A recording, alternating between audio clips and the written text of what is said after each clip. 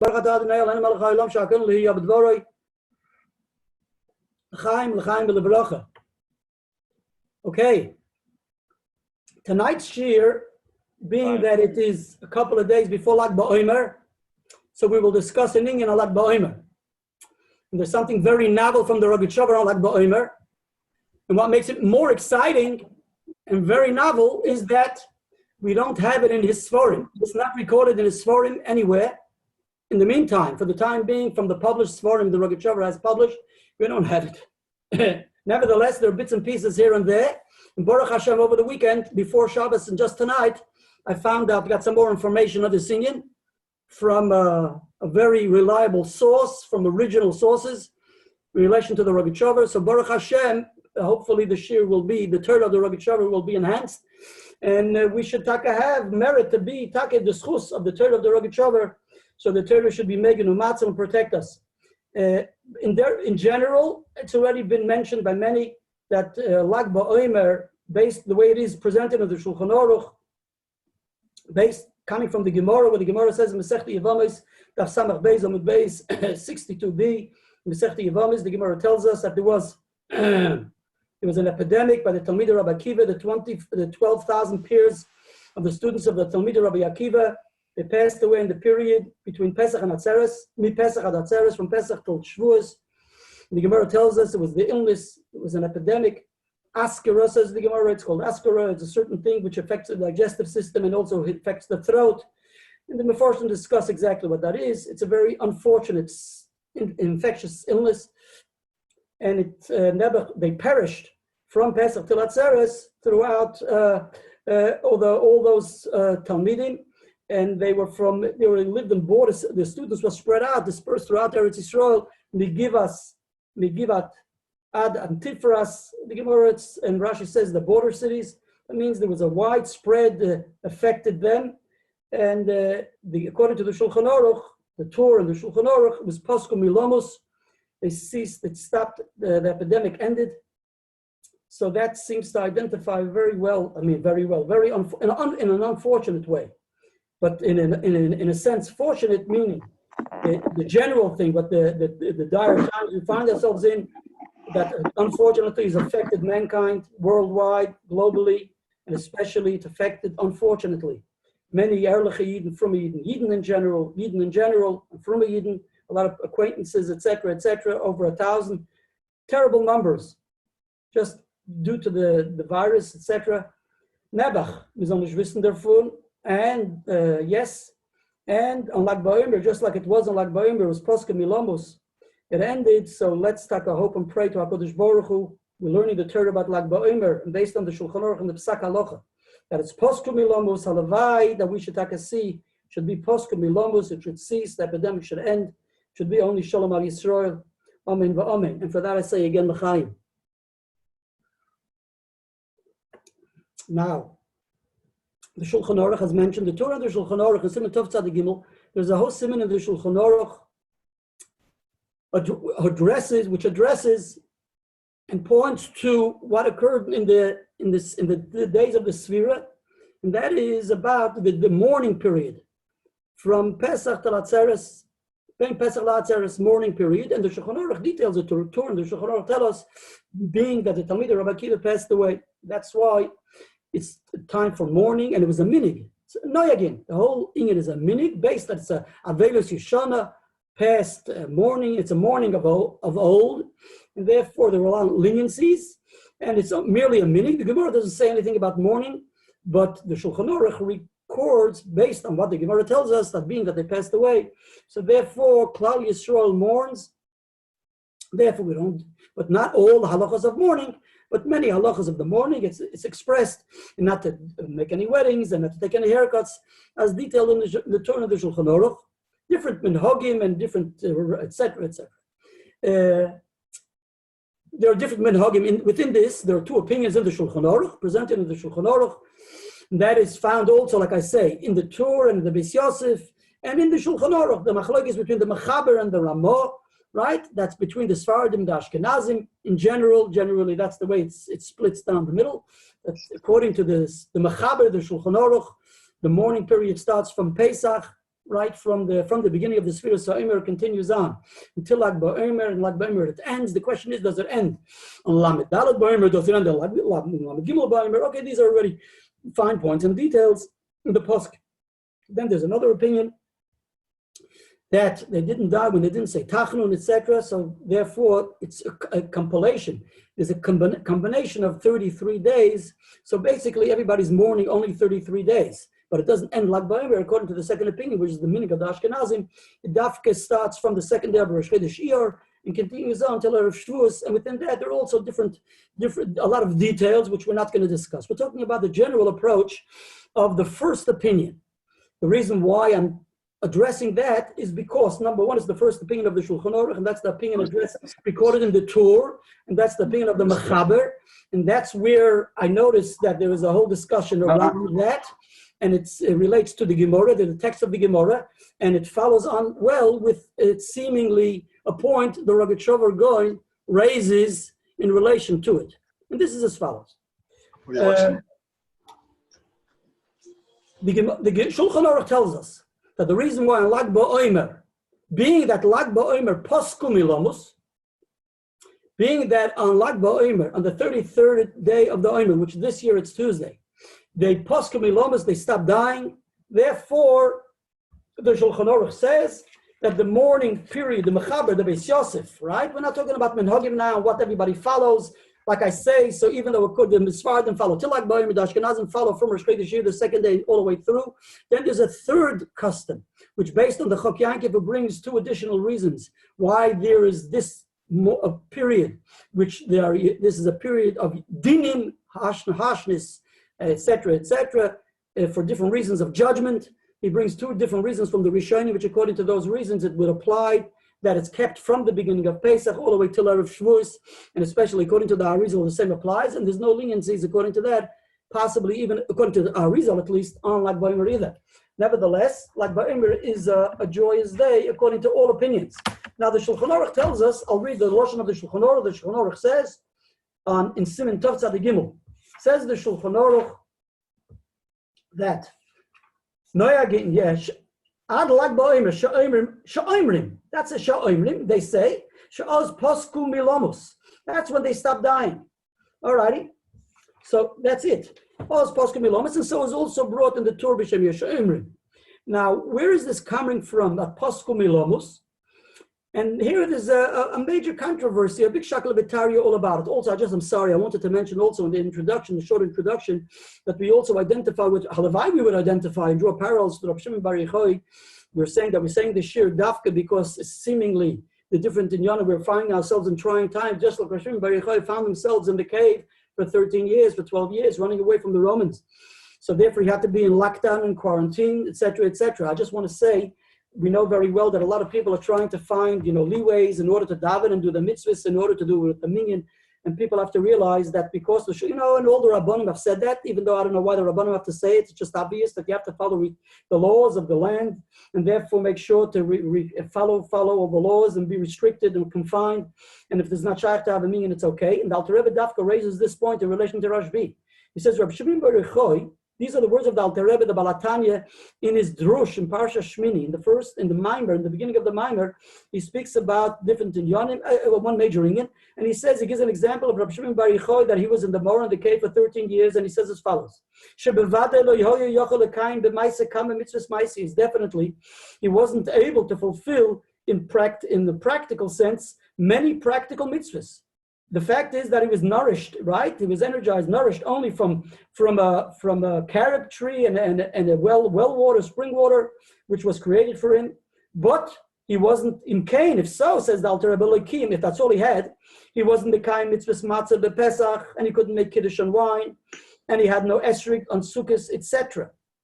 You get it? Now, and the Rebbe explains al pi halacha, it's not a problem because honest rachmana patre, that's a halacha, it's a rule, a principle in halacha. If you're honest, it's beyond your control. And definitely they were anusim because they were running away, they were running for their lives. It was pikoch nefashos, therefore they had to be there in lockdown, and they shouldn't be revealed that they're there. So therefore, the Alter Rebbe goes on to say that because they couldn't be in the kind of mitzvahs b'toil, nevertheless, it wasn't lacking. He had everything which is attained through mitzvahs in the practical sense. He attained all what has to be attained in the spiritual sense. But that was all suitable for Rabbi Shimon Bar Yochai. We can do that. But nevertheless, the lesson is definitely that even though we can't attain it in the ruchnistic sense, even though in a sense we can, because if we at least study the halachas, in a case when we're on Nusim, so if we study the halachas, so we tap into the Inyanim and the message of the different mitzvahs or the different prayers, etc., we can attain it in a sense. And I don't know why I didn't hear anyone mentioning this, but it says it's known in the Chassidus, the Chabad Chassidus, it says that, yeah, we have to daven with our Eser Keiches HaNefesh, even when you daven with a minyan, we have to daven with all our 10 attributes, our 10 keiches, our 10 emotions, right? The intellect and the emotions, etc. The Eser Keiches HaNefesh, the known expression maybe from the Chabad Rebbes or the Chabad Chassidim, that every Yid, wherever, even when he davens with a minyan, or he davens on his own, he has to daven be'eser keiches HaNefesh, there's always the number 10 there. So we're always in tune to this message, to this thing, to daven with the minyan. It can be either eser, 10 people, or eser keiches HaNefesh. So that seems to be the message of Rabbi Shimon Bar Yochai. So even though when we're locked down, we have to just identify with it. So I know very well, I mean, we all know very well that many Meforshim go out of their way to explain how they did fulfill the mitzvahs b'poel, and did they get it through in miraculous ways. They obtained all these different minyanim they needed for Kiddush and for Matzah and for Lulav, etc. But the Alter Rebbe just takes it at face value. The Vada, he says with the certainty that they weren't able to be mekayim the mitzvahs b'maisev. The Baal HaTanya says, Bevada, he was also a person in halacha, so we don't have to be so frum and go out of our brains and to go find out where, when, and how they were. He also worried for the frumkeit of Rabbi Shimon Bar Yochai. And he says, Bevada, he wasn't mekayim the mitzvahs b'poel. So if he was mekayim b'mitzvahs baruchnius, he didn't do it b'poel. So it was good for him in a situation of our lockdown and quarantine, remain safe, v'koch nefoshes, and whether you do what you can do, and you do what the halacha tells you can do, and that's it. And we're moving on. I'm sorry for just bringing this in a bit too late, but I just recorded that. I just recalled. I meant to say it, and I thought it was an important message. We're moving on. Zal Kol Ponim, the Shulchan Aruch says that they stopped dying. Now, the Chidah, anybody heard of the Chidah? The Chidah in his Svarim, he has a sefer, Toiv Ayin, and he has many Svarim, so many Svarim, it's like impossible. I wouldn't remember all the Svarim, maybe 100 Svarim, whatever or more. Recently they've published, republished, reprinted all the Svarim, whatever, on Lomdis, on Shas, and Kabbalah, whatever, on all different, of Kala Torah. So the Chidah says in the sefer Toiv Ayin, Choshev Svarim, and in the sefer Yosef Omitz, in the Shailas of Chuvas Yosef Omitz, in the Siman, in sefer Toiv Ayin, in Siman Chai, in Siman Yutches, and also he addresses the singing in his Shailas of Chuvas Yosef Omitz, in Siman Samachei, and he asks the question, what's the meaning of what the Torah and the Shulchan Aruch write? That, and the Beis Yosef brings, that Posku Milomus, they stopped dying, it all ended, the epidemic ended on Lag BaOmer. It's mefurish in the Gemara. The Gemara says in Masechta Yevamos Daf Samach Beis Amud Beis that they died mi Pesach ad Atzeres. Translate those words plainly mean they died from Pesach until Shavuos. So what is the meaning and what is the basis to what the Shulchan Aruch and the Torah say that they died, they finished, they stopped dying on Lag BaOmer? It says clearly in the Gemara they died mi Pesach ad Atzeres. Where's it coming from? And he then references a Pri Chodesh. The Pri Chodesh asks the Shaila. The Pri Chodesh, in his commentary, Pri Chodesh, in Shulchan Aruch and Orach Chaim Siman Tov Tzadik Gimel, he brings this Ramah, he shtolzach on the Mechaber, that's a commentary on the Shulchan Aruch, and he says, what's the meaning of this Pasuk Milomos? And he asks the Shaila, the Gemara says clearly that they died mi Pesach ad Atzeres, so it was extended from Pesach all the way till Shavuos. We know that they did. Where's it coming from? So he answers as follows. He says, but I found a Medrash. Which Medrash? He finds a Medrash in Koheles, a Medrash Rabbi in Koheles, and that is in Parsha Yud Aleph Ois Vov.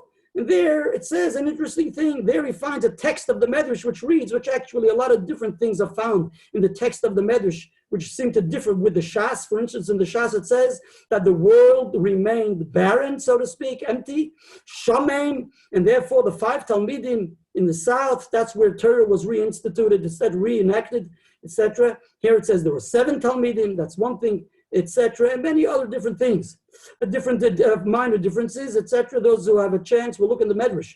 But what is negate to the Pri Chodesh is as follows. He says in the Medrash it says they died Bein Pesach la'atzeres. Bein Pesach la'atzeres.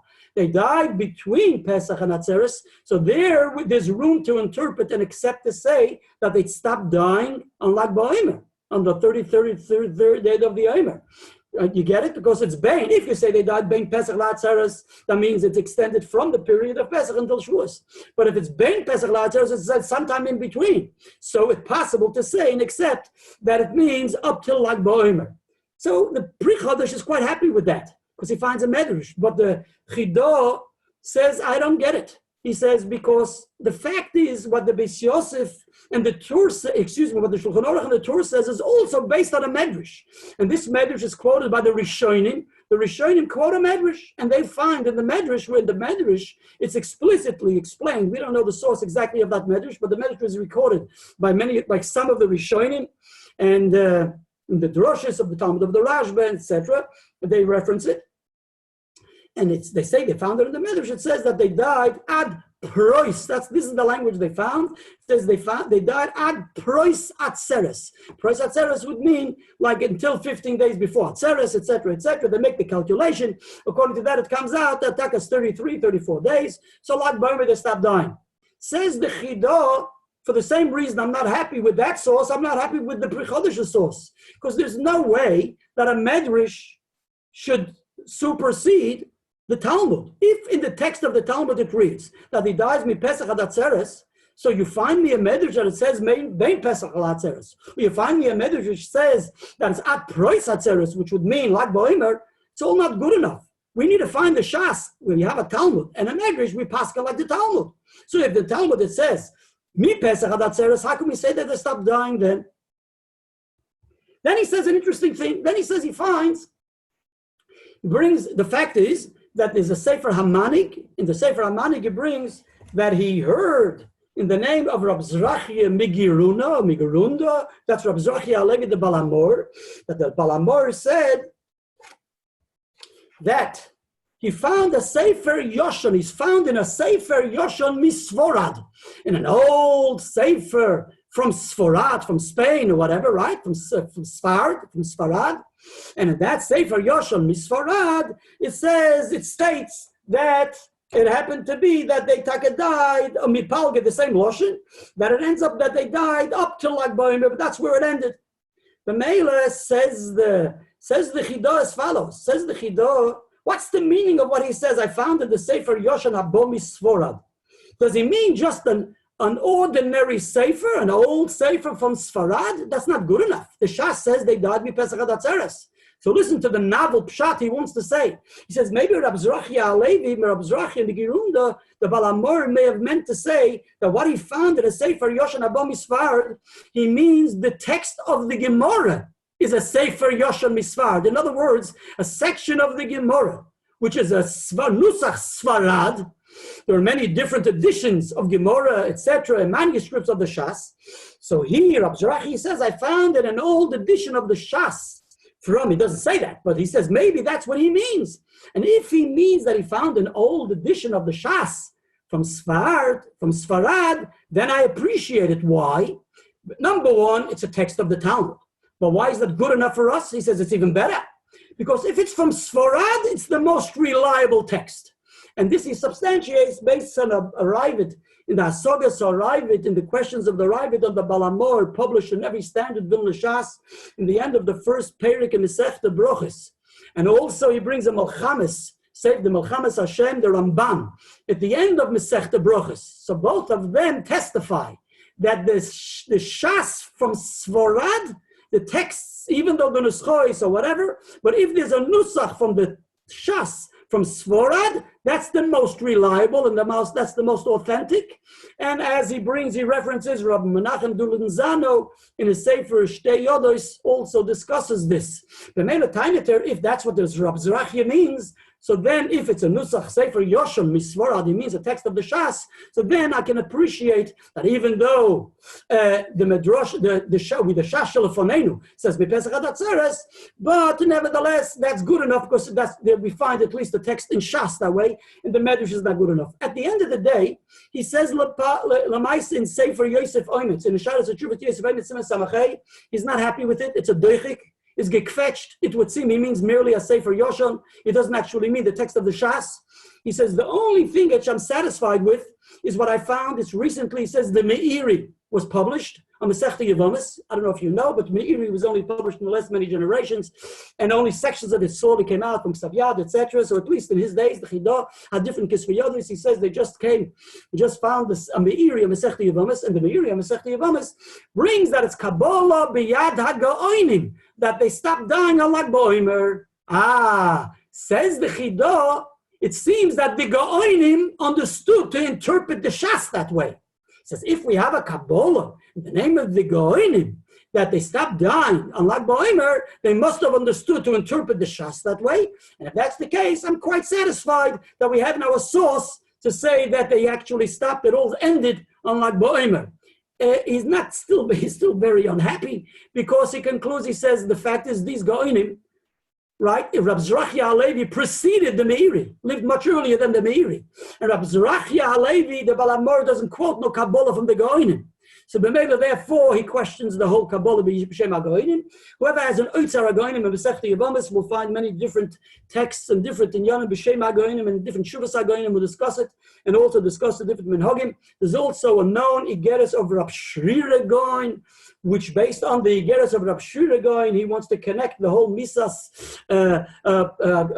based at least with Rab Shlomo Goren, if I'm allowed to mention him on the Shir, but it's okay. He has a sefer called, the sefer is called Moyad Yisrael. So Rab Shlomo Goren has actually an interesting article, a lengthy article, and he expounds on this. He says if it's brought in the Gaonim, it's very surprising that the Rambam doesn't allude at all to the Avelis of the Talmidei Rabbi Akiva. It's nowhere found, even though it's a minig, but Al Kol Panim, it's found in the Gaonim, so the Rambam chose not to quote it at all. It's not found in the Rambam. And he brings the Igeres from Rab Shrir Gaon, and based on the Igeres of Rab Shrir Gaon, he wants to connect the death of the Talmidei Rabbi Akiva with the Romans. Not so poshut. I believe it's quite controversial, even though seemingly it's against the Shas. And he claims that the Igeres of Rab Shrir Gaon had a different text of the Shas. And he says those who want to amend the Igeres, the letter of Rab Shrir Gaon, even though generally he's very reliable, and the Nusach Sfarad it's a Nusach Sfaradi of the Igeres, but they it's amended in the Oitzer HaGaonim quoted there. He says they don't know what they're doing, because the Igeres of Rab Shrir Gaon is very clear that it seems like Rabbi Akiva was never killed by the Romans before his 12,000 students were killed.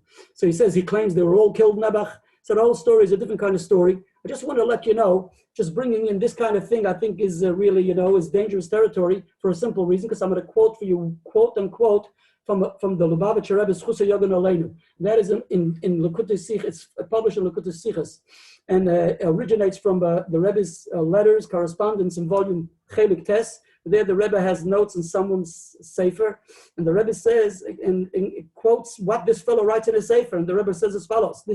These are glosses and the notes on this fellow's sefer. The Rebbe writes that this Mechaber writes as follows. The Lag BaOmer is totally b'Melchemes Bar Kochba. And if you look in the Wikipedia or whatever, you go online and you check it out, those who do and those who don't. That's why in Eretz Yisrael it's only Kubal, right? Because it's been connected to Zionism, the Bar Kochba and all of that, right? With his war as a warrior. And he thought about Eretz Yisrael and Am Yisrael. So anyway, the Rebbe says, listen to the Rebbe's Lashon. Hinei zeu hepech hashas, af shenimtze besifrei hamaskilim. You get it? So, I think it's dangerous territory. And if I recall correctly, in the Steinzal Shas, this is quoted. Nevertheless, Steinzal says a Tayyid Yiddish, Rabbi Yehoshua V'Shalom Tevis, Slav Dafki himself inserted into his Shas, but I think it is mentioned in his Shas. I saw it years ago there. Maybe in the new editions it's not there. Anyway, we're moving on. I don't want to go there because it's like I say, there's a red line there. We're moving on. So, let me ask you a quick question. How can you be? I need permission from Menchi. Okay, how can you be miyashiv the meiri with the lashon of the Gemara? Even if you say it's ad v'loyad bichlal, that whole shitta is very stretched. Well, the Meiri brings a Kabbalah b'yad ha'goinim. Kabbalah b'yad ha'goinim. The lashon of the Gemara. The lashon is ad. Yes. No, I'm just saying the Chidoses. The Meiri doesn't say it in the Gemara. Meiri says it, what he says. Kabbalah b'yad ha'goinim. Chidah, who is v'mizaktis, he claims, there's nothing I can do. I have to follow with the text of the Shas. So he says, I believe the Gaonim understood it that way in the Shas. That's his taich of the Kabbalah b'yad ha'goinim. The Ma'aseh b'Torah, you're right. I mean, it remains that way, but I'm just saying what the Chidah says. If he had a problem with the Medrash, he has no problem with Kabbalah, because when it's a Kabbalah, the Gaon couldn't argue with the Shas. That's what he wants to say.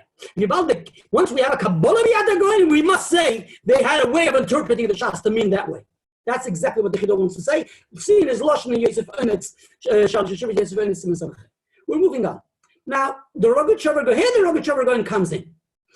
So we know very well that even though the Shulchan Aruch, just before I'm going to the Rogatchover, we know very well there are many different reasons introduced why we know that the Lag BaOmer, it ends, so to speak, the Avelus ends, or at least it's minimized, etc. According to some it ends and some it's minimized, and that is for different reasons, or at least even if it's not minimized, at least the day of Lag BaOmer per se is a day of because Posco Milomos. So it's interesting. The question is, and the main question arises, is why is it we find that the day is not just a day which the mourning ceases, we stop mourning, right? And that's the reason for Posco Milomos. That's a good enough reason why. Because they ended dying, they stopped dying, so therefore we don't mourn any longer.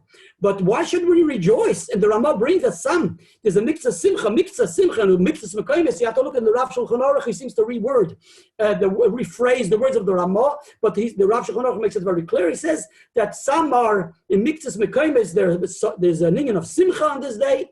So why should there be simcha just because of Posco Milomos simcha? And that's exactly what the Pri Chodesh raises. Why should there be basis for simcha? I understand why we stop mourning.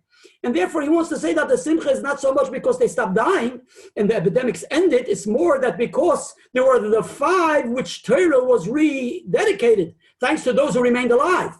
And they weren't affected by the epidemic. That's why there's the simcha. In other words, the stopping of the mourning, the minimizing of the mourning is because Posco Milomos. But the reason why there's joy is because of the additional which will remain. And also the Chida says, because Dafka, the Torah was reinstituted and was revived, thanks to Rabbi Akiva and the 5 Talmidim, as the Gemara says. So also he says, so there's a Simchas HaTorah, so to speak. Interesting, there's a very interesting Maramokim, a source for this, that even if we say it's based on the Posco Milomos, nevertheless there's room to rejoice, and that is in the Bir HaGro. The Groz, the Vilna Gaon, in his gloss on the Shulchan Aruch, he says, and he brings a Mefurish Mocker from Masechta Tainis. The Gemara says, "Lahoyim Tovim LiYisrael." That's one of the greatest Yom Tovim. And the Gemara brings many reasons what's great about why we do rejoice, and what's the Yom Tov about Chamisha Asa B'Yav, the 15th above. And one of the reasons is because Shaboy Pasku Meisei Midbar Milomus, that the Meisei Midbar stopped dying. So we see, says the Vilna Gaon, that we see that when there's a Posku Milomus, there's a room to rejoice. The Mishnah says it's a Yom Tov. And that's the basis of what the Shulchan Aruch says. The Posku Milomus, it's not just that we stop mourning, but also there's a basis to rejoice. Like I say, others take issue with it, and the Pri Chodesh therefore has to find another reason, the Chida has to find another reason, and the known reason based on the Kisvei HaArizal, and the Mishnah's Chassidim, and also the Alter Rebbe accepts this also, based on the Hilul of the Rashbi, and because the Rashbi says and calls and refers to his day, Yom Simchosoi, and therefore he, so to speak, requested that on the day of his passing. So Yom Hilul is the Rashbi, and that's where it's all about the Rashbi and the Biron. I mean, I know the Chida discusses if that's correct or not, incorrect, it's irrelevant now, but I'm just saying that's the final, really. That's why there's an inyan of Simcha and Dafka Simcha in a positive way, and without limitations. It's recorded in the Magen Avraham that the Talmud, the student of the Arizal, who generally used to say Nachim, because he mourned on the Churban Beis Hamikdash, so he even seemed to say Nachim. The Rebbe has a lengthy discussion. It would seem that he said Nachim even on Shabbos. He would say Nachim because he mourned the Churban Beis Hamikdash. Nevertheless, Dafke, because he said Nachim on the day of Lag BaOmer, and in the presence of the Rosh Shimon Bar Yochai, he Nebuch was afflicted, and the Rosh Shimon Bar Yochai was makpid, that he is saying Nachim and mourning on the day of his Simcha, and therefore, unfortunately, it affected him and his child. Okay, so that's in the Magen Avraham in Shulchan Aruch. I believe the Chayodim also mentions Dafka the Chayodim. Interesting. Dafka the Rav Shulchan Aruch doesn't mention the Yom Simchasei Shel Rashbi. He brings Dafka what it says in Shulchan Aruch, Posku Milamos in the Shulchan Aruch, and Dafka the Chayodim, if I recall correctly, the Chayodim from Vilna. Yeah, I'm a Chaya. I think he mentions the reason, if I recall correctly from years ago. He brings the reason of the Hilul of the Rashbi. Good one. Not bad, huh? Good. All right, we're moving on. Rogatchover Gaon. Now, here we go. The Rogatchover Gaon, like I said, is not in his writings, but we were Zeicha to have a very interesting testimony by an individual published in a newspaper. And this is as follows. And I understand we said the shir many years ago, some of you remember it, but because, like I say, there were new findings this year in this inyan, and therefore I'm excited to share it with you. And we have a half an hour left, so I hope time will suffice. And that is, published in a newspaper. This newspaper, I have those who want a copy can have a copy, and this was accessed, I don't recall how I accessed it and who sent it to me, from the National Library of Israel.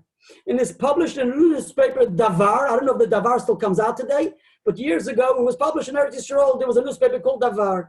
And the newspaper edition Davar, published in May 1953, 19th of May, 1953, on page 5, a fellow with a pseudonym, right? I believe it is, right? He has a name, he signs off Yonatan, Yud Lamed Yonatan. He writes a letter to the editor, a pseudonym. And he writes as follows. He says, it seems like in the newspaper, in Chav Beizir, in the Davar, there was a whole discussion about why all of a sudden that from Lag BaOmer, we seem to be eased about the mourning of the students of Rabbi Akiva. The mourning period seems to be very intense up to Lag BaOmer, and after Lag BaOmer, it seems that there's a release. We're eased about this mourning. What's it all about until Shavuos? Why is it? So the fellow writes to the editor as follows. I found there's a very interesting explanation, he says. I'm like translating this article. He writes it in Hebrew. He says, I heard from the Rogatchover Gaon when I visited him 20 years ago. So this Yid visited the Rogatchover Gaon in Dvinsk in 1933. Okay, the Rogatchover Gaon passed away in 1936. He visits the Rogatchover Gaon in 1933 because this article is written in 1953. He says, I visited the Rogatchover Gaon in 1933, and on Lag BaOmer it was, in Dvinsk, and the Rogatchover, he says as follows, the Rogatchover Gaon also didn't appreciate what the Mefarshim bring, that the reason why the mourning ends on Lag BaOmer was because the Talmid Rabbi Akiva posku milomus, that's a Mefurish Shulchan Aruch. Like we said, based on the Rishonim and based on the Gaonim, etc., etc. The Rogatchover Gaon, according to this fellow's testimony, I don't know how medayik he was, and I don't know how much he remembered, or maybe he recorded it, or maybe he didn't, but this is what he testifies. It's a newspaper, so what can I do? It's not a tshuva, and etc. But it's good, it's a good one. It's a good one, I love it. He says, the Rogatchover, he says, based on Mesechti, the Rogatchover Gaon, it sounds very much like the Rogatchover. The Rogatchover Gaon said, based on what it says in Mesechti Yevomis, it says, Mefurish, that they died mi Pesach v'Yad Atzeres, right? The time of the Pri Chodosh, the time of the Chidah. And that's very much like the Rogatchover Gaon. He has the Gemara, K'moi Shehi, it doesn't go for any Psheklach or Pulpulim, and even when it's a very tough text of a Rambam, of a Gemara, of a Rishon, of a Rashi, of a Tosfos, he'll tackle it. So Vibaldi Gemara says in your face, they died with Pesach v'Yad Atzeres. And it doesn't say with Pesach v'Ad Lag BaOmer. What's the pshat? Why does it end from Lag BaOmer? And why is it eased from Lag BaOmer? Here he goes. So he says as follows, and the question is, does he remember or doesn't he? And because he says what he says, it causes a lot of controversy. Listen to what he says. The Rogatchover, this also sounds very much like the Rogatchover. He says the Rogatchover took out of Yerushalmi. It's all good, right? Nice, like the well-known Rav Hirschberg, right? The chief rabbi of Mexico, right? Mexico, yeah. Of Hirschberg, Olav Hasholem. I always like to repeat it. I still remember the photo. He sits together with the Shah of Iran without shoes next to him. Beautiful photo. He was a big London in the Rogatchover's Torah, by the way, and it was a big London also in the Yerushalmis. He used to come to the Rebbe's Fabrengens. I remember him. I know his Eidim, Rav Metzger, who was a teacher in Stern College, who was at least a teacher in Stern College, a very choshev Lubavitcher Chosid, a professor. And so he used to speak also. We used to talk these in Yonim. He used to tell me things from Rav Soloveitchik, many different things. Anafkemen, the Iker. So here we go. What are we talking about? Yeah, so Yerushalmi. So he used to say, that was the expression he says, nice, you're doing Yerushalmi. If you want something really novel, you'll find it in Yerushalmi. You'll have Dafka in the Babli. Here you have a Babli, which is problematic for us. You'll find it in Yerushalmi. He took out of Yerushalmi the Rogatchover, and the Rogatchover we know is big on the Yerushalmi. He says as follows, he said he showed him in the Yerushalmi that the farthest point in the Galil to Yerushalayim, right, takes 17 days to travel.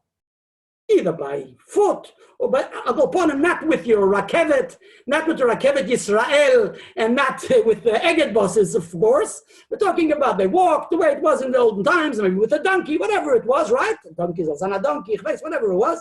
So the father's point in the Galil, that's the way he quotes it, right? From Yerushalayim, took 17 days. All righty, interesting, right? Now it's 17 days from Lag BaOmer till Shavuos, isn't it? Right? You bet it is. Do your math. Whatever you need, take out your calculator. If you need a calculator for these numbers. Anyway, listen to this. He says, what's going on? So what about it? On Shavuos, we know we bring Bikurim. It's called Chag Bikurim, right? And you have to bring Bikurim to Yerushalayim for Shavuos. And that's why it's called Chag HaKotzir. Shavuos is called Chag HaKotzir. It's a time for the harvest. Therefore, being that we have to bring Bikurim from the first ripened fruits of the Shiva Saminim, of the 7 minim Shenishtabchu Eretz Yisrael. We have to bring from all the fields throughout Eretz Yisrael. It's a mandate on every Yid to bring Bikurim LaHaKadosh Baruch Hu. If there's a shear or not, there's no shear with the Rabbanah. There's a shear. It's a whole discussion about exactly what the shear is. It's not negating how much of your field. You can bring your whole field. You can bring Bikurim, the whole harvest. You can bring to the Beis HaMikdash, to the Kohanim. You give it to the Kohanim. So that was the time. In order to arrive, he says, says the Rogatchover Gaon, being that it was 17 days from Lag BaOmer till Shavuos. So the Yidden gathered, assembled together on Lag BaOmer, right? And this is a description in the Mishnah, Mishnayos and Masechta Bikurim, and the Rambam and Hilchos Bikurim describes exactly the process, the procedure, how they brought the Bikurim. They gathered together in the city of the Maimed. I'm not going into details. And that's where all the people, the surrounding cities, gathered in one specific city. They stayed there overnight, and each one brought their Bikurim, all the farmers, right? Farmer in the Dell, right? All the farmers got together and they stayed in that city overnight. And then in the morning, they woke up early and they started to travel towards Yerushalayim.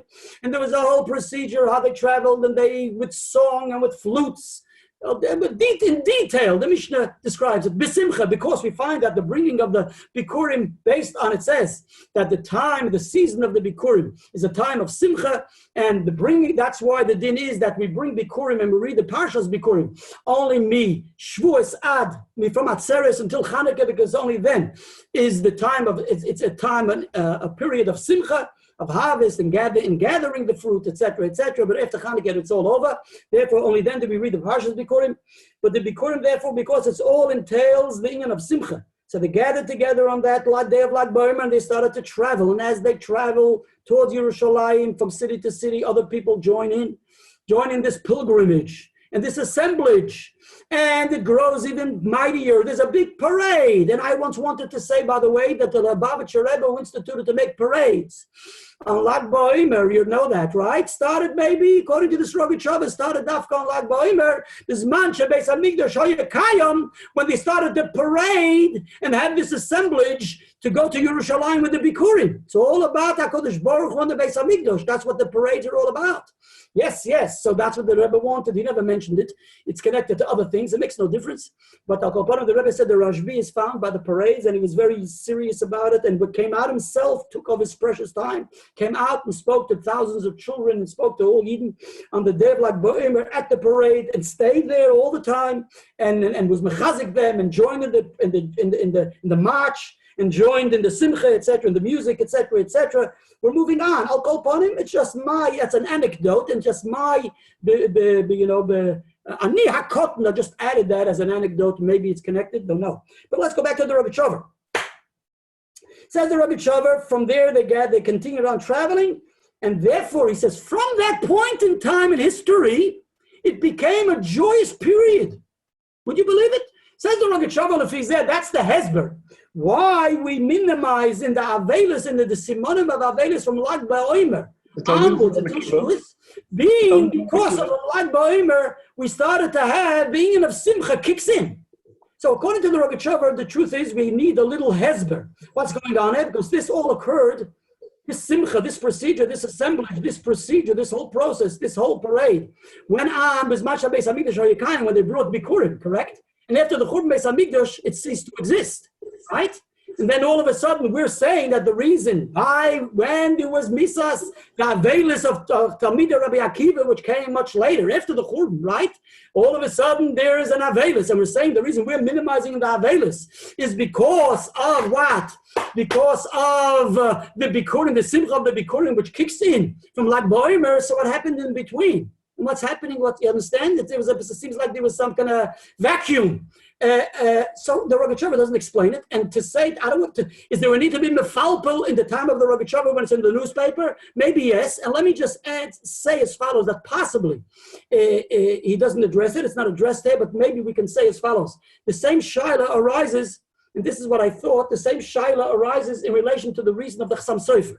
There's a non-Chassam Sofer and Shailas Shuvas Chassam Sofer in Yeridei Simmer Lamed Gimel, and he also discusses it in Erechaim Simmer Kuf Samach Gimel. The Chassam Sofer is mechadish. He has issues. It takes issue with this great joy on Lag BaOmer Day. He has a lot of issues. Take a look at the Tshuva in Yeridei Simmer Lamed Gimel.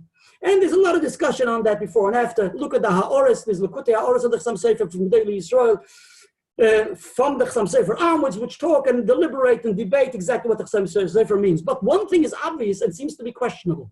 Chassam Sofer is mechadish. That, and he says this also in his Chassam Sofer alternative to his Moshe. His mechadish as follows: that the reason why Lag BaOmer is a special day, is a unique and novel day, is because that's when the Mon started to come down to the Eden in the desert. And he says clearly that it goes against what the Gemara says in Perek Rabbi Akiva, Masechta Shabbos, and also it goes against what Rashi says in Chumash based on Perek Rabbi Akiva, because it comes out, it seems from the Gemara, that when they had the charora, the food they took out of Mitzrayim, that lasted them, it seems like it lasted them only till Tezvav, and the month started to come down by Pesach. And the Rabbi Akiva, Rabbi Akiva it says that the reason we celebrate Pesach Sheni today, and what's so unique about Pesach Sheni, and the Pri Megadim takes issue, why do we celebrate Pesach Sheni? What's the big deal about Pesach Sheni? Because there were Yidden what Tmeim and Yechidis Gula, individuals, not Yechidim, plain Yechidim. Klal Yisrael wasn't pushed off for Pesach Sheni. Who celebrate Pesach Sheni? Yechidim. He says, so why should we celebrate Pesach Sheni? We shouldn't say Tachanun. What's the big deal about Pesach Sheni? Those who are Tomila Nefesh. And also, we had a Pesach Rishon, so what are we doing with Pesach Sheni? Not in vain, the Pri Megadim, it is Pirush on Rechaim, and Simon Kuf Lamed Aleph, and his Pirush, in the Sefer Noam Megadim says that's why in Ashkenaz, the meaning is that we do say Tachanun. And I believe in Ashkenaz they say Tachanun, but the Sfardim don't say Tachanun. And the reason is because of Pesach Sheni, because of that, and the Butchacher in the Zeichel Avram explains it, mentions it, etc., and other Gedolei Yisrael, and the Magen Avram, and the Lechem, and Midbarovna brings that, yes, because mainly the Marikaster, and also the Gdolei Hasfardim, the Prichodosh, etc., all saying not to say Tachanun Pesach Sheni. But so Rabbi Akiva says the reason we don't do what's so special about Pesach Sheni, the monk started to come down on Pesach Sheni. He says, Zeh Gilulim min Hashamayim. He says, I had a dream, whatever, I had a Izgalus, and I had a vision, and yeah, that's the reason that's so unique about Pesach Sheni. You'll take it about Balaturim.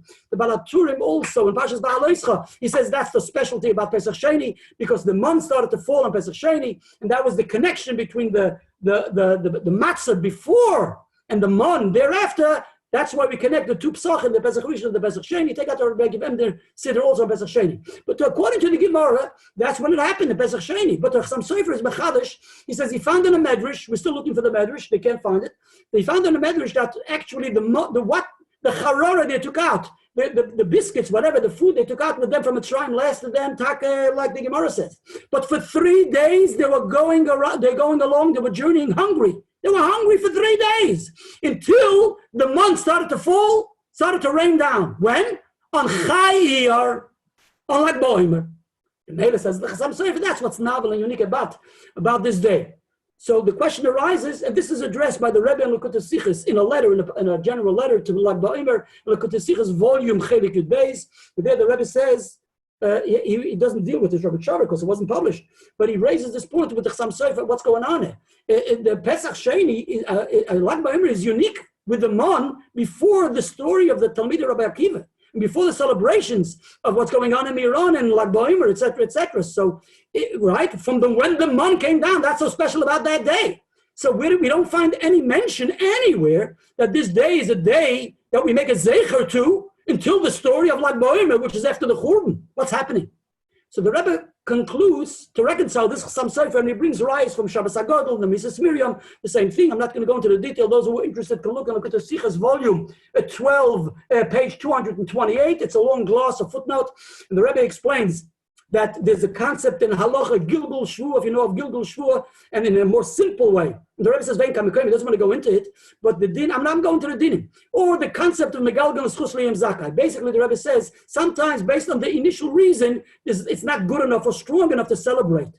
But when there's another reason, so then it's compounded, with another reason comes in, kicks in, and together, therefore, these two, so one compounds the other, and therefore it's compounded, and therefore we start celebrating the initial reason, even though initially we didn't celebrate for the initial reason. I hope you get what I just said. I'm just saying, based on what the Rebbe says for the Chassam Sofer, I believe that possibly we can say the same thing also for the Rogatchover, that even though it's based on Havos Bikurim, which is only as much as nevertheless, we don't find that this should be celebrated like Bo'omer or this time of the year before the Churban. The mention is only mentioned after the Churban, meaning it's only mentioned after, so to speak, in the time of the Arizal and the like. We don't mention it, we don't find it mentioned before, possibly for the same, it works that way also, because it's only compounded when the second reason comes in, so then the first reason kicks in.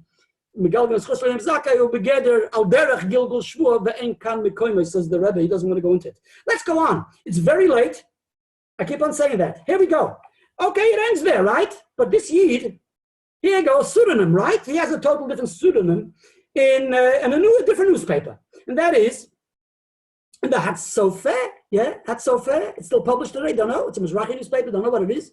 Hatzofer, yes, I'm aware of it. I just recall, whatever. So in the Hatzofer, on Lag Boimer, Tovshin Yud Zayin, 1957. There you go, it comes up again. There's another discussion in 1957 in a newspaper where they discuss, so this fellow, he has a different name. The pseudonym here is Ben Tovim, Yafeh. Yud Ben Tovim writes a letter to the editor in the name that the Rabbi Yosef, the Rogatchover Gaon, showed him a Yerushalmi. He doesn't mention Galil, but he showed him a Yerushalmi that the father's point to travel from Eretz Yisrael to Yerushalayim in the Zman HaBayis, the Zman HaBayis HaMikdash was 17 days, etc. So therefore, those who carried the Bikurim left from their town, so to speak, then from Lag Ba'omer on the way to Yerushalayim, it was 17 days. So therefore, from Lag Ba'omer onwards, that's the basis for the Simcha of Lag Ba'omer, according to the Rogatchover Gaon. And this Mr. Yud Ben Tovim says, he requests from the readers of the Hatzofer, please, maybe someone could show me and find me this Yerushalmi, I'm looking for it. All right, and that's interesting. So in the Hatzofer, dated Chof Iyar Tovshin Yud Zayin, another person writes to the editor, his name is Mar Avigad, if that's a pseudonym, I don't know. And maybe yeah, maybe not. The Iker, he says, I have the Makar. The Makar is a Mishnah Masechta Tainis, and we know the well-known Mishnah Masechta Tainis that viewed where there the Mishnah discusses. It tells us that when the Eretz Yisrael, and when do we start saying the same Talamotor? We say it on Zion Cheshb. We say the same Talamotor, right? In the diaspora, we don't say it then. In Bavel, we don't say it then. But there we say, says the Mishnah, the Rabbi Gamliel says the reason why we say the same Talamotor on Zion Cheshb, because we bought the Yidin Bar Oil Regel on Chag HaSukkah, so we waited for the Yid, all the Yidden to return home. And therefore, the Yid who lived farthest from Yerushalayim lived near the Euphrates River, the Nahar Pros. So it takes 15 days to travel from Yerushalayim to the Euphrates River to Nahar Pros. 15 days, therefore we wait 15 days, which is Zayin Cheshvan, from the end of Chag HaSukkos. And that's when we say the same Talamotor, in order the guy that had this individual shouldn't be caught in the rain. And this is interesting, the Rebbe discusses it in length, that we see the importance, how the Chazal instituted that takana possibly for one individual Yid. Now, how many Yidden lived already near the Euphrates, so far away from Yerushalayim? Ulav it's proven that there's an established kehillah, community there. Maybe it was one Yid. So the Chazal waited for that one Yid. So you see the Goydel Avos Yisrael of the Chazal, even for one Yid, they shouldn't get caught in the rain. We're moving on. Now's no time for Drush. We're moving. Halacha, yeah, good. Rogatchover. Anyway, so he says, here it says 15 days. The Rogatchover said 17 days. So what's going on? And what's going on? So he has this whole cheshbon, it's not so poshut. What's going on? He says, I have a 16th day. What's a 16th day? Because it says that they ended up staying overnight in the city of the Maimed. In one city, they all gathered together, and they stayed there overnight, and then they woke up in the morning and they traveled. So they lost one day. In other words, that's an additional day. So that's a 16th day. And then what's with the 17th day? Tutzach Hagan Samaita was 17th day. Now, and he wants to end up saying that the 17th day is based on a Yerushalmi Taka. He finds a Yerushalmi in Masechta Tainis that is talking in a case which the basis is a Tosefta, where the year was a Chaser, it wasn't a Molei, Tishrei was Chaser, it wasn't the full month. So therefore, the Shailas Kshamim starts a day later, Agan Samaisa, and he finds this Girsa. Listen there. this whole discussion, if you're interested, I'm going to share this with you. You can access this. And that is found in an interesting sefer, which many of our listeners, I believe, may even be aware of it. It's a sefer called Al Gedois Yama Talmud, or Gedot, Al Gedot Yama Talmud. Okay, Al Gedot Yama Talmud, authored and penned by Harav Tzvi Kaplan. Harav Tzvi Kaplan is, by the way, it's published by Moislis Ariel in Yerushalayim Tavshenun. He was a big, a forerunner and established very much for the Yeshivas Bnei Akiva, etc., in Eretz Yisrael and the Mizrahi movement. So if you look on Wikipedia, if you want to know more about him, take out your Wikipedia on Harav Tzvi Kaplan. And you'll see he was some individual person and a real doer and a mover. So he wrote one of his svarim. He wrote many other svarim. And in the Sefer Al Gedois Yama Talmud, he brings this whole discussion from the newspaper in his Sefer, and he presents it, and he deliberates and debates with this letter to the editor how good enough it is, etc., etc. What he does conclude is as follows. He concludes with something novel. He says, I found in the text of the Mishnah, in a manuscript of the Mishnah from München in Germany. And the text in the Mishnah reads as follows. It says, not Chamisha Osir, that there are 15 days for the fellow who travels from Yerushalayim to Nahar Pos. It says there are 17 days for the fellow who travels from Yerushalayim to the farthest point of the end of the border of Yerushalayim, of Eretz Yisrael, to Euphrates. 17 days, So he says, that may be the 17 days the Rogatchover is referring to. So he concludes in his article, this Rav Tzvi Kaplan, that if someone can find us the Yerushalmi in Masechta Tainis, etc., or wherever the Yerushalmi is, at least this will substantiate the text of the Mishnah in the Talmud Bavli München, that it's like a 17 days.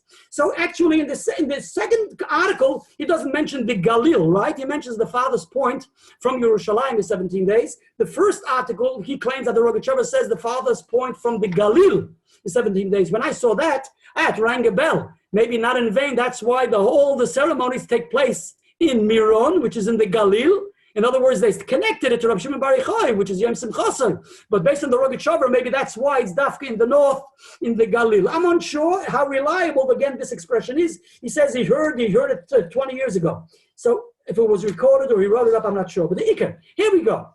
So I'm looking for a bit more information. Oh, no, it's very late. Okay, nevertheless, give me 10, 15 minutes, yeah? Good, shkoyach. So I'm going to say l'chaim, and I'll just get some additional gas, l'chaim. And drink a bit of water, l'chaim. And here we go. A gewaldige thing. Listen to this. Baruch Hashem, nofal b'rayoini. I was desperate to find out more information on the singing, and I searched here, there, nothing to be found. And I'm acquainted with a Yid who published Shailas Teshuvos, recently Shailas Teshuvos in the last many years, Shailas Teshuvos, Safras Paneach, HaChadoshes, 4 volumes he already published. He lives in Modi'in, Elite. He is a younger manchik. I don't know, younger manchik, a younger man. I haven't seen him face to face. I know his name and his address and his telephone number is published in the Shailas Teshuvos. So I don't have to have any connection, special personal connection, even though I spoke to him frequently, quite often through the years, thanking him and speaking to him about different things he did in the Shailas Teshuvos. The Iker. So I felt he's the right person to tell me because he has on computer all the tzilumim, all the copies of all the manuscripts, all the ksav of the Rogatchover Gaon. Number 1, access. Number 2, what he's done is traveled, he's accessed the gewaldige libraries and different archives who have postcards or kisveyodos or writings of the Rogatchover Gaon, or he found and accessed different shuvas, published writings, published shuvas, published svarim, which have in it shuvas of the Rogatchover Gaon. Basically, he compiled them, he comprised them he gave out 4 new Shailas Teshuvos response of the Rogatchover Gaon from all the work he's put in the last many years. Gewaldige Arbeit. Some is new, some has never been published, some is from Ksav Yad, some is republished, reprinted, etc. So I thought he would have some information for me. And guess what? He did. Wow. Now there's a Yid who the Rogatchover corresponds with quite often. And this Yid was a Gaon, a gewaldige Gaon, and he was a Rav in Yurburg. Now, Google where Yurburg is. I did. Yurburg is not, it seems like it's a suburb or is somewhere not far from Kovna. It's in Lithuania. And the Rav Harashi of Yurburg was Rabbi Avram Diamant, or in plainly diamond, right? It's with a test or with a double, I'm not sure. Rabbi Avram, Harav HaGoin Avram Diamant. Now, in the published Shuvas, which we have published for many years, Shalas Shuvas Yerushalayim Tavshech Chafei, which are Rav Kasha published, or Shalas Shuvas published in Dvinsk, there are only a couple of letters, Shuvas of the Rogatchover going to him. And you see the friendship, there was a gewaldige friendship between them, right? Both back and forth. He calls him Yedidi, and he calls him Harav HaGoin, and there's mamish mutual friendship back and forth, special. What is interesting is as follows. Listen to this. In the archives, in the library of Yeshiva University, they have 500, not a guzma, it's not exact, 500 letters and shuvas of Rabbi Avram Yurburg to the Rogatchover going. 500 postcards and letters, 500. The problem is, where are all the shuvas of the Rogatchover to him? Now it seems Rabbi Avram Yurburg, who was a gewaltige Gaon, corresponded twice a week with the Rogatchover going. That's why he has so many letters, right? He was a big Gaon and a big Lamden, and you see it from his shuvas, the questions he asked to Rogatchover and the correspondence and the deliberations back and forth. But unfortunately, he writes himself somewhere, says this Yid from Odi and elite, that yes, that I have all your shuvas. In other words, he had in his archives, in his library, all the shuvas of the Rogatchover. Unfortunately, not to be found, at least up till this point, up till today. What is this younger man doing? Because he has the 500 shuvas of Avram Yurburg and their correspondence back and forth at deliberation, so he's siphoning and gleaning from the shuvas of Rabbi Avram Yurburg what the Rogatchover said to him, right? And on that, this Yid corresponds, and that's the way it works. He says, the Rabbi Avram Yurburg says, this is what you say, so-and-so, right? So from there, you can already have a shuvah of the Rogatchover, what the Rogatchover said. Nice for Rogatchover, even though we don't have the original of the Rogatchover. And that's exactly what he did for me in this case. Gewaldig, listen to this. In Tov Reish Tzadik Aleph in 1931, Rabbi Avram Yurburg corresponds with the Rogatchover on this Chiddush of the Rogatchover. Isn't it gewaldig? In other words, we don't have the tshuva of the Rogatchover, but we have the tshuva of this Rabbi Avram Yurburg. This is what this Yid reads. And I basically took dictation and dictated a section of the letter because it was mamish a gewaldige find he found for me. And he has more and more, and I got more information today, but I can't talk about it all now because it's 9:30. So we're going to go quickly through this. Listen, he says as follows. This was dated Chof Vov Iyar, Tov Reish 1931 from Yurburg. And he writes, Kvod HaGoin HaAmiti Saratoire, the best friends, etc. They talk face to face and eye to eye, and they're like really, they dig each other. They spell very interesting Lashonis they find between each other. He says as follows. Listen to what he says. I must respond on the letter I received on Chayir. He received the letter from the Rogatchover Chayir, which is like Boimer. And you wrote that Hascholas Avos Bikurim was Chayir. Oh, gewaldig. Now this is authenticated. It's real now. So the letter to the editor is not baloney. You get it? It's real. Because I don't know who the guy, the letter to the editor is. He didn't make it up. I believe it's true. But hey, it's clear. You have a clear testimony, you have a clear tshuva of this great Gaon who says this that you wrote to me, that the beginning of the Avos Bikurim was Chayir, right? And listen to what he says. Based on the cheshbon of Baba Mitzia and Tainis. Oh boy, here we go. What if I tell you the sugya of Tainis Daf Yud is also in Baba Mitzia Daf Chav Ches? You get it? So already we have some leeway to what the Rogatchover may have meant, and it could be it's like a meaning, like it says in the Sefer Al Gedois Yama Talmud, that there's a whole discussion that it's around and based on that Mishnah and Tainis Daf Yud. So the Rogatchover, now the question, he doesn't mention any Yerushalmi actually. So don't know if the writer relied, actually remember the Yerushalmi or not. Maybe it was Tama Sefer, he thought it's a Yerushalmi. I don't know if he was a Lamdan or not. But here in this Rav doesn't mention any Yerushalmi, but he mentions there's a cheshbon of a Mitzi and Tainis. In a continuous letter, he says, no way, based on the cheshbon of Baba Mitzia, could you say what you're saying? You get it? And actually, what's interesting about Mitzia, listen to what the Gemara is saying, you can start feeling what the Rogatchover may have deduced it from these sugyas, maybe Yerushalmi. Because the sugya, here the sugya in Tainis says that it takes 15 days to travel, right? We said the Mishnah. You know what it says there? In the Mishnah, Mefurish Mishnah Baba Mitzia, it says it takes 3 days to travel. 3 days to travel from Yerushalayim to the farthest point. So the Gemara asks the Kasha, it takes 15 days. And the Gemara makes a chiluk between Beis HaMikdash Rishon and Bayis Sheni.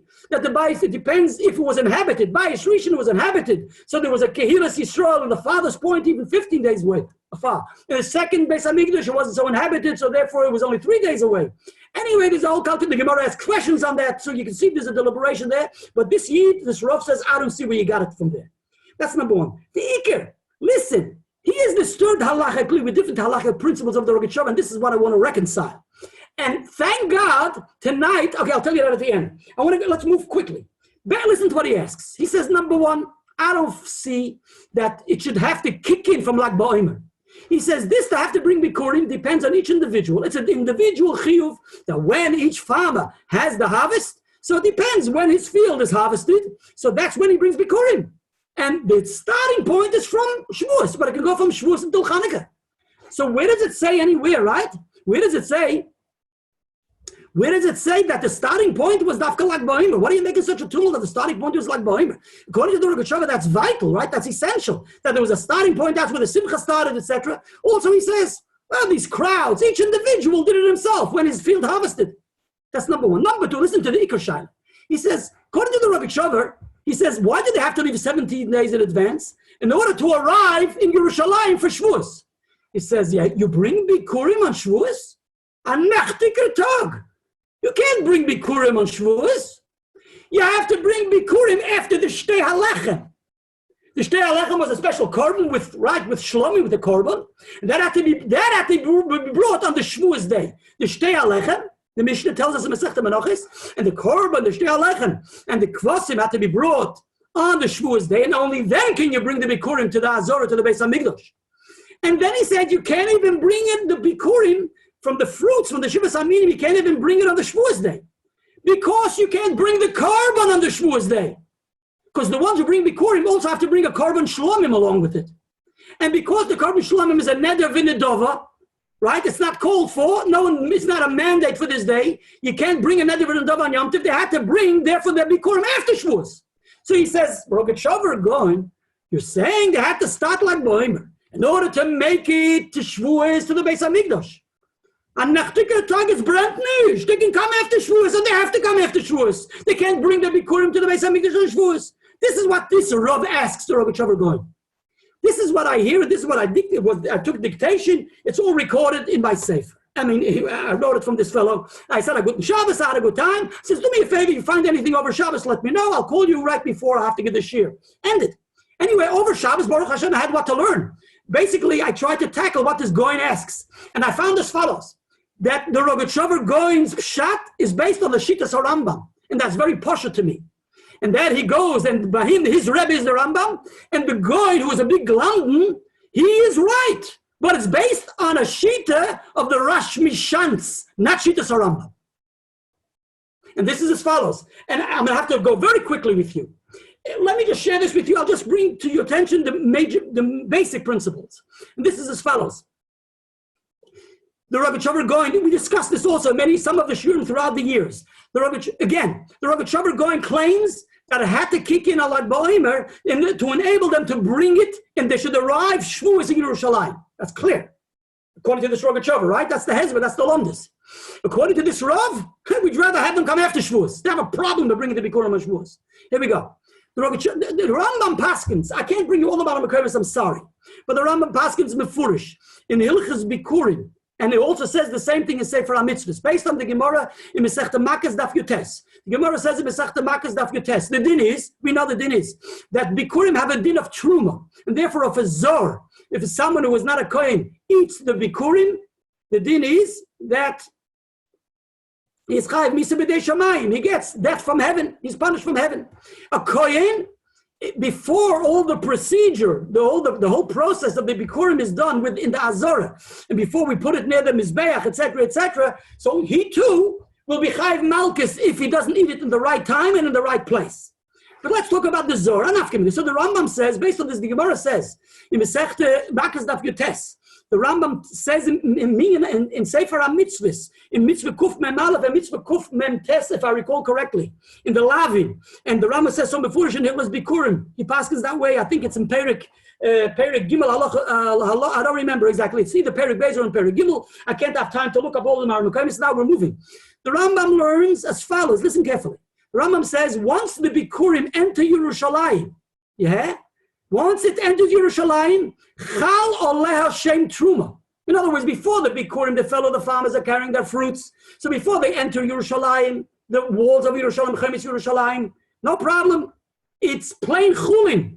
It's a question of exactly what the criteria is, but it has no din of truma. And if someone consumes it, he's not chayiv no misa b'dei shamayim. Once after it enters Yerushalayim, he's chayiv misa b'dei shamayim. Then it's called chal oleh shem truma. Psak halacha in the Rambam. Then the Rambam says there's another stage. When it comes into the Azora, it's regarded as kodesh, right? It has a din of korban. It has a gather of a korban because we're bringing it into the base, into the Azora, right? So it's more than truma. It has a kedushas gavoya. It has a kedushas of a korban, even though it's not a korban.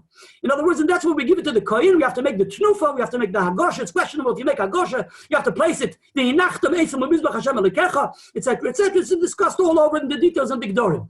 But what do I want to convey? According to Rogatchover, Gaon brings this in his commentary in Masechta in Sefer Matnas in Hilchas Matnas Aniyim, and also in Hilchas Adorim Perek Aleph Halacha Yud, and there he discusses this in length.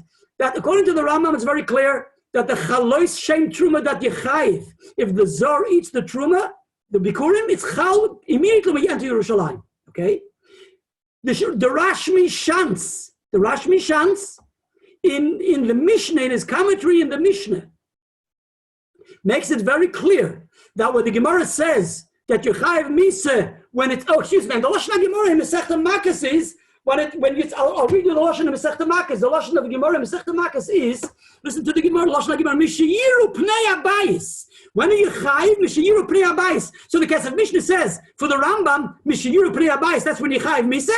He says, you know what Pnei Abayis means? Normally you refer to the Beis HaMikdash. But here we're saying just when it enters Yerushalayim. Pnei Abayis means, says the Kesef Mishnah, the homes of Yerushalayim. There's a lot of Yidden listening to this year, and they live in the homes of Yerushalayim, Adas or Rambam. Yeshiyiru Pnei Abayis means, the Rambam says so in Sefer HaMitzvahs, Kloimar, when it enters Yerushalayim, and the Kesef Mishnah says, what's the meaning of Yiru Pnei Abayis? So certain Achronim want to say the Rambam had a different gears in the Gemara. But no, the Kesef Mishnah says Yiru Pnei Abayis means the Batim of Yerushalayim. That's when you chayiv misa. But the Rashmi Shantz, in his commentary on the Mishnah, is in Masechta Bikurim, right? Rashi Mishans from the Balei HaTosfos, the Talmud of Rabbi Natan and the Ri, and also Rashi, or Rivon, Rashi, there in Daf Yut Ches Amud Beis, there's a Rivon, there's a Rashi, and also the Tosfos Mefurish in Daf Yut Ches Amud Beis, the Rogatchover brings in his commentary on Masechta Makkos, they argue with the Rambam, and they hold that the Chiyuv Misa for the Zor, when is it Chalal Hashem Torah? Only when it enters the Azora. There's no such thing as a stage that the Bikurim, when they enter Yerushalayim, there's a Chal Shem Truma. It's only after the Bikurim are brought into the Azora, to the courtyard of the Beis HaMikdash, only then are they Chayiv Misa. Okay? You get it? So there's a mamash. You say there's the machlokes between the Rashmi Shantz and the Rambam. When it's Chalal Hashem Truma, if Yerushalayim is segregated from the Azora in relation to Bikurim or not. Then there's another interesting machlokes, and this is a gewaltige machlokes. There's two Mishnayos. There's a Mishnah Masechta Bikurim and a Mishnah Masechta Chala, where it says you can't bring Bikurim koydem atzeres. That's what the Mishnah says. You can't bring Chala and you can't bring Bikurim koydem atzeres. You can't bring Bikurim to the Beis HaMikdash, to Yerushalayim, koydem atzeres before Shavuos. Then there's another Mishnah Masechta Menachos, where the Mishnah says you can't bring Bikurim before the Shtei HaLechem, because the Shtei HaLechem, right? Only the Shtei HaLechem has to come first, and then you bring Bikurim. Now, so what's the meaning of these two Mishnahs? So the Rashmi Shantz in Masechta Chala, and the Bartanura, both in Bikurim and in Masechta Chala, explains like the Rashmi Shantz. The Rashmi Shantz says, what's the meaning of the Mishnah where it says you can't bring Bikurim before Atzeres? It means, like the Mishnah says in Masechta Menachos. Why? Because you have to wait for the Shtei HaLechem. That's the meaning. So all three Mishnahs is the same message. Mishnah, that, in other words, the statement that you can't bring Bikurim before Atzeres is the same meaning of what the Mishnah says in Menachos. You can't bring Bikurim before the Shtei HaLechem. Okay, all good? No problem. That's the way the Rashmi Shantz learns. Guess what? The Rogatchover Gaon says, look at the two Mishnayos. Here the Lashon is, Ein Mivim Bikurim Koydem LaAtzeres. That's in Masechta Chala and in Masechta Bikurim. And in Masechta Menachos it says you don't bring the Bikurim before Shtei HaLechem. Very interesting, two different Lashonos. Then he says, the Pasuk introduced in the Mishnayos Chala and the Mishnayos Bikurim is a different Pasuk than what the Gemara brings in Masechta Menachos for the Mishnah of Masechta Menachos, a total different Pasuk.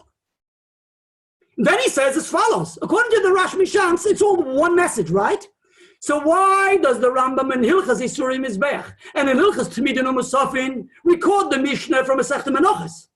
And the Rambam in Hilchas Bikurim records the Mishnah of Masechta Bikurim and Masechta Chala. In other words, the Rambam records two messages. He records Masechta Menachos, the Mishnah, and he records the Mishnah of Masechta Bikurim as in two separate areas. One he records in Hilchas Tmidin U'Musafin when he talks about Menachos, and one he records in Hilchas Bikurim when he talks about Bikurim. Says the Rogatchover, it's clear from the Rambam that they're two separate dinim. See, not three dinim. What are the two dinim? There's a din of not to bring Bikurim before Atzeres. And then there's another din of not to bring Bikurim before the Shtei Halechem. And what's the pshat? Here we go. If you recall a moment ago, we said L'das Rambam is there's two stages. There are stages. There's a stage of Yerushalayim and there's a stage of the Azorah. That's exactly, says the Rogatchover, these are the two Mishnayos. And Nevim Bikurim Kodim L'Atzeres is talking about bringing the Bikurim to Yerushalayim. So there's a halacha, you cannot bring Bikurim to Yerushalayim before Atzeres. You have to make sure it's there, but on Atzeres it's okay. It should be there for Shavuos, but not before Shavuos. Okay? That's that Mishnah. Then there's another Mishnah, which says don't bring Bikurim before Shtei Halechem. That's talking about the Bikurim in the Azorah. Even if you've brought Bikurim in Yerushalayim, and it arrives on Shavuos or it's their Shavuos, the din is you still can't bring it into the Azorah until they bring the korban of the Shtei Halechem in the Beis HaMikdash. That's the way the Rambam would learn. I'll call upon him. It's very clear from these two Rambams, and that's the way the Rogatchover explains the Rambams, that there are two halachas, there are two dinim. There's a halacha of Bikurim in Yerushalayim, there's a halacha of bringing Bikurim to the Shtei Halechem. So I want to say as follows. The Rogatchover Gaon who made a whole point of having that the Yidden are leaving and they kick in with the Maimed and there's a whole big ceremony with the Simcha from Lag Ba'omer in order to arrive on Shavuos. Said this Rav, the Rav from Yurburg, what are they making this fuss about arriving to Yerushalayim? Right? They have to wait till they bring the Shtei Halechem. L'das Rambam, we're talking about a different ballgame. We're talking about arriving in Yerushalayim. We're talking about the first din. The first din tells us that you have to bring Bikurim, not before Atzeres. But on Atzeres, you bring it. Then there's a new halacha, which is not connected to the first halacha. And that is, you wait for Shtei Halechem. L'das Rambam, it's a new stage. This is Truma and that's Gavoya. This Rav who asked the Shaila, he saw them as one unit. Because he learned like the Rosh Mishans, and it follows very well with the Rosh Mishans. The Rosh Mishan says that the Chiyuv Misa is only when it enters the Azorah. There's no Chiyuv Misa, there's no Shem Truma when you enter Yerushalayim. According to him, traveling through Yerushalayim and entering Yerushalayim is like traveling till you get to Yerushalayim. It's all the same. There's no new Chalois Shem Truma on it until you enter the Azorah. There's no Chalois Shem Misa until you enter the Azorah. So therefore he came and he times on the Rogatchover going, hey, what are you making a fuss that he has to arrive to Yerushalayim on Shavuos? He has to arrive after the Shtei Halechem. And if it's all dependent on the Shtei Halechem, you may have to wait till you bring the korban of the Shtei Halechem, and then maybe you can't even bring your own korban. Now that's another time. You can't bring your own korban, because when you bring the Bikurim Yerushalayim, you have to bring a korban along with it. So according to this Rav, you have to wait to bring that korban only after Yom Tov. That's what his taina was. But let me let you know that the Minchas Chinuch, in three places, in many places, the Minchas Chinuch mentions Mitzvah Yudches, and in many places, he mentions in the Mitzvah of Avos Bikurim, etc., he mentions this din. Let me just tell you, if you want to know Dafka, how many places, where the places are mentioned, I can bring it to your attention. Okay, if I'll find it, I won't find it, then after a minute. But the Iker is, he brings it the Mitzvah Yud Ches and the Mitzvah Tzadik Aleph and the Mitzvah Shin Zayin. So he brings the Real Gazi wants the Taina, the Rital Gazi wants the Taina. You can't bring the Korban on the Shavuos day because it's like the Dorim and the Dovis. The Minchas Chinuch has mechadish that the Korban of the Bikurim you can bring on this day, on the day of Shavuos, because the whole Korban is about Simcha. So you can use these Nedarim and Nedavis because it's essentially an inyan of Simcha. You can use it to fulfill the mitzvah of Shalmei Simcha. And B'meila, therefore, you can bring another Yom Tov. So even according to this Rav, the Shaila of the Korban is not such a major Korban. Shaila. Basically, I hope you got what I just said. Well, I want to conclude, and I want to say that when I called him tonight, he said he found another couple of letters of this Rav to the Rogatchover Gaon, and he seems to say just like we just explained it. Yes, in other words, he seems to admit to the Rogatchover Gaon that ain't a chanami. If we're going to say that it's dependent on the korban, so then we have to possibly wait till after Shavuos. But if it's based on Yerushalayim, so then we have to make a point of arriving in Yerushalayim for Shavuos. We don't bring it before Shavuos, but arrive for Shavuos. And the Rogatchover Gaon in his Ksavim actually explains for us that it's very much, this whole discussion is very much dependent on when the Torah says that this Yom Tov is called Chag HaBikurim, right? So the question is, why is the Yom Tov called Chag HaBikurim? Why is it called Chag HaBikurim? Is it called Chag HaBikurim because the Shtei HaLechem is Bikurim? It's the first of the Menachos, which allows you to bring other Menachos and other Bikurim? Or is it Chag HaBikurim because of the fruit people are bringing to the Beis HaMikdash on this Yom Tov? And let me bring to your attention different Rashis. There's a Rashi in Parshas Kisisa, and that is where the Torah says, I'm finishing. Yes, Shiva Shavuos Tasalacha, Bikurek Tzir Chitim, that's Parshas Kisisa, Lamedalat Chov Beis. So Rashi makes it very clear. Bikurek Tzir Chitim, that Bikurim are referring to the Shtei HaLechem. It's called Chag HaBikurim because the Shtei HaLechem are the first to be brought of all the Menachos. That's where in Shmois, Lamed Dalet Chav Beis. And the same goes in Parshas Emor. In Chumash Vayikra, where there it says, Lechem Tnufa, it says, Mincha Chadosh al Hashem, Bikurim Lashem. So Rashi there too says also that it's referring to the Shtei HaLechem. The Shtei HaLechem is called Bikurim. And the same goes in Parshas Pinchas. We find too there that it says, there too Rashi says that it's called Bikurim because of the Shtei HaLechem. Nevertheless, when you come to Parshas Mishpatim in Chav Gimel Yud Gimel, excuse me, not Chav Gimel Yud Gimel, it's Chav Gimel, Tes Zayin, there it says, V'chag HaKotzir Bikurim Ma'asecha. There Rashi seems to learn that it's called Chag HaBikurim because we bring Bikurim, the fruits, to Yerushalayim. That's why it's called Chag HaBikurim. You understand what's going on here? Valdera's Rashi, Mesat Menachos Daf Peidalid, seems to say that this pasuk is referring to the Bikurim, and also the Rogatchover Gaon brings a Rashi, Mesat Sanhedrin Daf Yud Aleph Amud Aleph, where there Rashi also seems to learn that it's referring to the Chag HaBikurim, to the fruits. And it seems from the writings of the Rogatchover Gaon that this will depend on the machlokes of the Rambam and the Rash. In other words, the Bikurim which have to arrive on Shavuos, and that's what the Shavuos is described as Chag HaBikurim, is it because of the fruits which we bring that day? That will follow very well with the Rambam, or is it because of the Shtei HaLechem? That's why it's called Chag HaBikurim, and the Shtei HaLechem are called Chag HaBikurim. Because being that the Shtei HaLechem allows you to bring the Bikurim, so it's all geared and describing the Shtei HaLechem. So that would follow best with the sheet of the what of the Rosh Mishans. I just want to conclude as follows. There's another a letter from the Rogatchover going to someone else where he corresponds and he says, someone sent him some funds. He says, I got 10 shkolim, $10, whatever it was. And the Rogatchover quotes the pasuk where it says, the Manach Chazal, the Gemara says, Kol ha-mevi iksubis, the Gemara says, iksubis daf kuf hey. Whoever brings a doirin le-talmid chacham, whoever gives a gift to a talmid chacham, is as if he brings bikurim.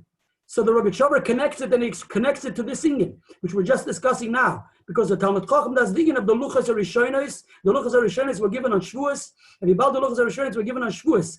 And the Luchas were given to HaKadosh, from HaKadosh Baruch Hu to the Yidden, b'ne'ima, like it says. It says in the Mechilta that Moshe Rabbeinu gave it over to the Yidden with the truck, with the cantillations, etc., etc. We're not going to go into the detail. We won't spoke about it. But maybe therefore, there was also an inyan of Shira and Zimra and Simcha. When the Aseres HaDibros was said, that's the inyan of the Luchas HaRishonos. So he says that's the inyan of connecting the Bikurim with Matan Torah, with Limud HaTorah, with learning Torah, with Kabbalah HaTorah, because that's the inyan of Bikurim, the inyan of Simcha, of bringing them dafka. So this follows also very well with the sheet of the Rogatchover Gaon, that there's dafka and inyan to bring the inyan of dafka and inyan to bring the Bikurim on the day of Shavuos, because the day of Shavuos is connected to Torah, and therefore there's a need to bring the Bikurim on the day, and lav dafka to have to bring it after the Shtei HaLechem or the day after Shavuos. That's that, and I want to conclude, and I'm concluding, I said it 4 times, being that this is the Torah of the Rogatchover Gaon, and it's the Torah of the Rabbi, and we discussed the whole Rabbi. So therefore, let's conclude with the Pasuk and the Imra in the Bavus Denig, Va'amartem Kol Lechoy, where there we say, and I'm reading it from the Siddur, Toirosoi Mogen Lonu, Hi Meiras Eineinu, Hu Yamlitz Toivo Leinu Adonenu Bar Yochoi is Halavai Omer.